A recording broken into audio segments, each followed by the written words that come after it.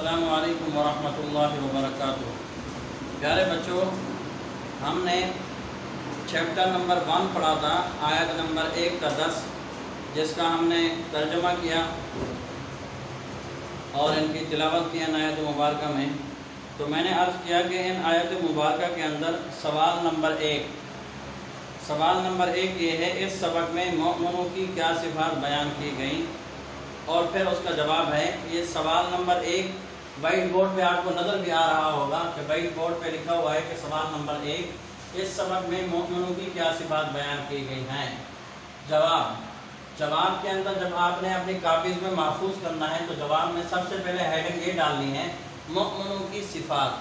جیسے سوال لکھا ہو نا، مومنوں کی کیا صفات بیان کی گئی، تو ہیڈنگ میں آپ نے پہلے یہ لکھنا ہے، جواب میں مومنوں کی صفات۔ یہ ہیڈنگ ڈالنے کے بعد پھر آپ نے نیچے اس کی پوری وضاحت لکھنی ہے۔ آیت نمبر 2 اور آیت نمبر 3 میں اللہ تعالیٰ نے مومنوں کی مندرجہ ذیل صفات بیان کی ہیں۔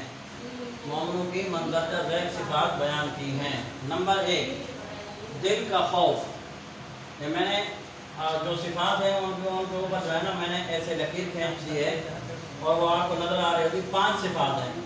ایک صفت یہ ہے، ان کے دل اللہ کے ذکر سے اللہ تعالیٰ کی عظمت و جلالت اور ہیبت سے ڈر جاتے ہیں۔ ایک صفت یہ ہے کہ ان کے دل اللہ کے ذکر سے اللہ تعالیٰ کی عظمت و جلالت اور ہیبت سے ڈر جاتے ہیں، پہلی صفت۔ نمبر 2، قوت ایمان۔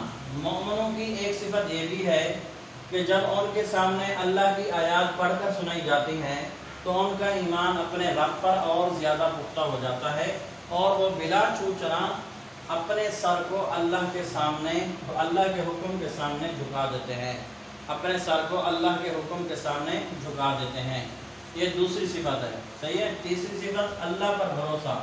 مومنین کا اللہ پر بھروسہ۔ ایک صفت یہ بھی بیان کی گئی کہ وہ صرف اللہ پر ہی بھروسہ کرتے ہیں، یعنی وہ اپنے ظاہر اور باطن میں اور اپنے معاملات میں صرف اور صرف اللہ پر مکمل یقین اور بھروسہ رکھتے ہیں۔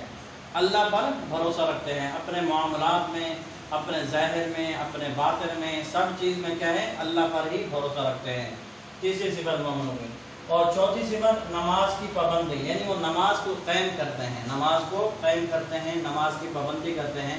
آیت نمبر 3 میں مومنین کی ایک صفت اور بھی بیان کی گئی ہے کہ وہ نماز قائم کرتے ہیں، یعنی نماز کے ظاہری اور باطنی آداب اور شرائط کے ساتھ، یعنی نماز کے جو ظاہری احکام ہیں اور باطنی احکام ہیں کہ ظاہراً ہمیں نماز کے لیے کون کون سی چیزیں کرنی ہوگی، کہ ہمارے کپڑے صاف ہونے چاہیے، ہم باوضو ہوں، بغیر وضو کے نماز نہیں ہوتی، یہ نماز کے ظاہری آداب ہے، ٹھیک ہے نا۔ اور باطنی آداب کیا ہیں؟ باطنی آداب کہ جہاں پر ہم نماز پڑھ رہے ہیں وہ جگہ پاک ہونی چاہیے، صحیح ہے نا، اور نماز پڑھتے ہوئے ہم سنجیدگی سے نماز پڑھیں، ادھر ادھر نہیں دیکھیں، جو نماز کے آداب ہوتے ہیں، اور شرائط کے ساتھ اللہ کے آگے جھکتے ہیں، وہ نماز پڑھ کر اپنی بندگی اور عاجزی کا اظہار کرتے ہیں اللہ کے سامنے، اور نماز کے ارکان صحیح طور پر ادا کرتے ہیں۔ تو یہ 4 صفتیں ہو گئیں، بیٹا سمجھ میں آ گئی؟ یہ چاروں صفتیں سمجھ میں آ گئی۔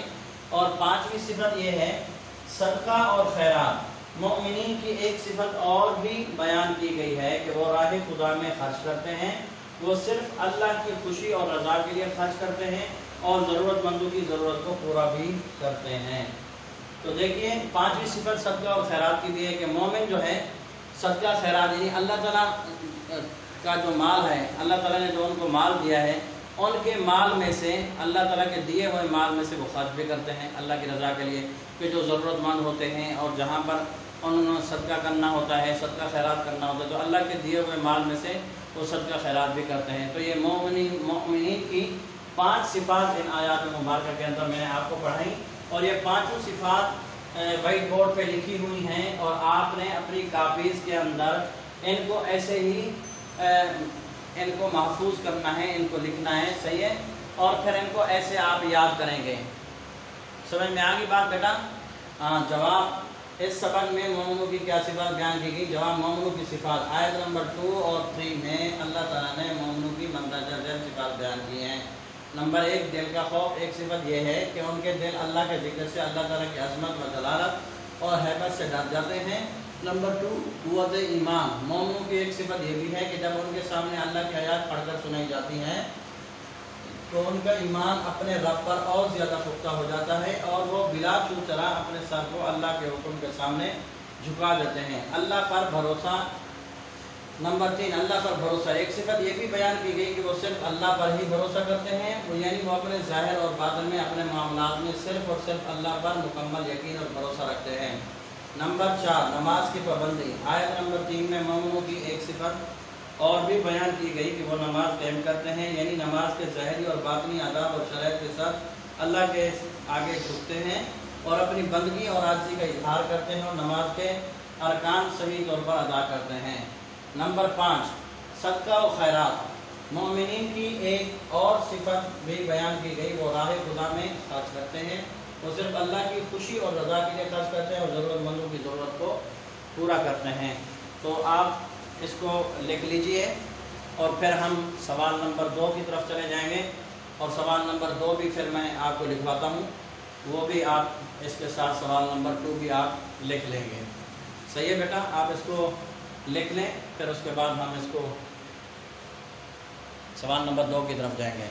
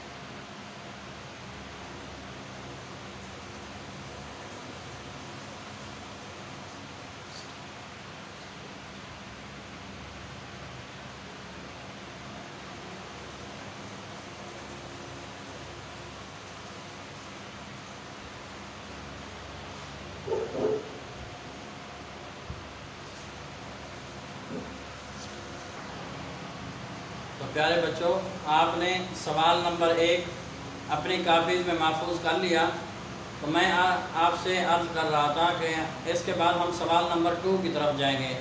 تو ان آیات مبارکہ کے اندر سوال نمبر 2 یہ ہے، 2 گروہوں سے کیا مراد ہے؟ 2 گروہوں سے کیا مراد ہے؟ تو یہ سوال اور جواب میں نے وائٹ بورڈ پہ لکھ دیا ہے، آپ کو نظر بھی آ رہا ہوگا۔ تو یہ میں آپ کو سمجھا دیتا ہوں، آپ نے اپنی کاپیز میں ایسے اس کو جو ہے نا محفوظ کر لینا، ایسے آپ نے اتارنا ہے اس کو پورا۔ سوال نمبر 2 گروہوں سے کیا مراد ہے؟ جواب، غزوہ بدر میں 2 گروہوں سے مراد۔ یہ آپ نے ہیڈنگ لازمی ڈالنی ہے، کیونکہ ہیڈنگ ڈالیں گے آپ اس طریقے سے لکھیں گے تو جب آپ پیپر حل کریں گے تو پھر پیپر میں آپ کو لکھنے میں آپ کو اور زیادہ آسانی ہوگی، پیپر خوبصورت بن جاتا ہے۔ تو ہیڈنگ میں آپ نے پہلے یہ لکھنا ہے، غزوہ بدر میں 2 گروہوں سے مراد۔ آیت نمبر 7 اور 8 میں کافروں کے 2 گروہوں کی طرف اشارہ کیا گیا ہے۔ آیت نمبر 7 اور 8 میں کافروں کے 2 گروہوں کی طرف اشارہ کیا گیا ہے۔ نمبر 1 تجارتی قافلہ، نمبر 2 جنگی لشکر۔ نمبر 1 تجارتی قافلہ، نمبر 2 جنگی لشکر۔ تجارتی قافلہ سے مراد، اس سے مراد اہل مکہ کا تجارتی قافلہ ہے جو 50,000 پاؤنڈ کی مالیت کا سامان لیے شام کے تجارتی مراکز سے مکہ کی طرف واپس لوٹ رہا تھا۔ اس قافلہ کی حفاظت کے لیے 30 سے 40 مسلح افراد تھے اور اس کی قیادت ابو سفیان کر رہا تھا، جنہوں نے فتح مکہ کے موقع پر اسلام قبول کیا۔ تو سمجھ میں آ گیا پیارے بچوں، تجارتی قافلہ سے مراد، اس سے مراد اہل مکہ کا تجارتی قافلہ ہے جو 50,000 پاؤنڈ کی مالیت کا سامان لیے شام کے تجارتی مراکز سے مکہ کی طرف واپس لوٹ رہا تھا۔ اس قافلہ کی حفاظت کے لیے 30 سے 40 مسلح افراد تھے اور اس کی قیادت ابو سفیان کر رہا تھا، جنہوں نے فتح مکہ کے موقع پر اسلام قبول کیا۔ نمبر 2 جنگی لشکر سے مراد، جنگی لشکر دوسرا گروہ کیا ہے؟ جنگی لشکر۔ دوسرا وہ مسلح و منظم گروہ تھا، دوسرا وہ مسلح و منظم گروہ تھا جو 1000 افراد پر مشتمل تھا۔ جس کی قیادت ابو جہل خود کر رہا تھا، جس کی قیادت ابو جہل خود کر رہا تھا۔ اس میں نامور کمانڈرز شریک تھے اور مدینے کی طرف حملہ کرنے کے لیے بڑھ رہا تھا۔ تو سمجھ میں آ گیا پیارے بچوں، پہلا گروہ تجارتی قافلہ ہے، دوسرا گروہ جنگی لشکر ہے۔ جنگی لشکر سے مراد دوسرا وہ مسلح و منظم گروہ تھا جو 1000 افراد پر مشتمل تھا اور جس کی قیادت ابو جہل خود کر رہا تھا۔ اس میں نامور کمانڈرز شریک تھے اور مدینے کی طرف حملہ کرنے کے لیے بڑھ رہا تھا۔ تو یہ دو گروہوں سے مراد یہ دو گروہ ہیں، تجارتی قافلہ اور جنگی لشکر، جس کو میں نے وضاحت سے آپ کو سمجھا دیا ہے اور وائٹ بورڈ میں بھی لکھا ہوا ہے، آپ کو سمجھ میں آ چکا ہوگا۔ تو اس کو آپ نے اپنی کاپیز میں ایسے محفوظ کرنا ہے۔ آگے ہے سوال نمبر 3۔ سوال نمبر 3 میں مندرجہ ذیل عبارات کا مفہوم ہے۔ اس میں پہلی عبارت ہے فاتقوا اللہ واصلحوا ذات بینکم، بس اللہ سے ڈرو اور آپس میں صلح اختیار کرو اور آپس میں صلح رکھو۔ اور دوسری آیت اطیعوا اللہ ورسولہ ان کنتم مؤمنین، کہ اگر تم ایمان رکھتے ہو تو اللہ اور اس کے رسول کے حکم پر چلو۔ اگر تم ایمان رکھتے ہو تو اللہ اور اس کے رسول کے حکم پر چلو۔ اذا تلیت علیہم آیاتہ زادتہم ایمانا، کہ جب ان پر اللہ کی آیات تلاوت کی جاتی، پڑھی جاتی تو ان کا ایمان بڑھ جاتا تھا۔ کہ جب ان پر اللہ کی آیات پڑھ کر سنائی جاتی، جب ان پر اللہ کی آیات پڑھ کر سنائی جاتی تو ان کا ایمان اور زیادہ بڑھ جاتا۔ جب ان پر اللہ کی آیات پڑھ کر سنائی جاتی تو ان کا ایمان اور زیادہ بڑھ جاتا۔ تو یہ 3 عبارات تھیں، ان کا مفہوم میں نے ان کا ترجمہ آپ کو کر کے سنایا، اور یہ 2 سوال جو تھے، سوال نمبر 1 اور سوال نمبر 2، اس کو میں نے آپ کو پڑھایا، اور یہ وائٹ بورڈ پہ سوال نمبر 2 لکھا ہوا ہے، اس کو آپ اپنی کاپیز میں محفوظ کر لیں، اور پھر اس کے بعد ہم اپنا سبق کا اختتام کرتے ہیں۔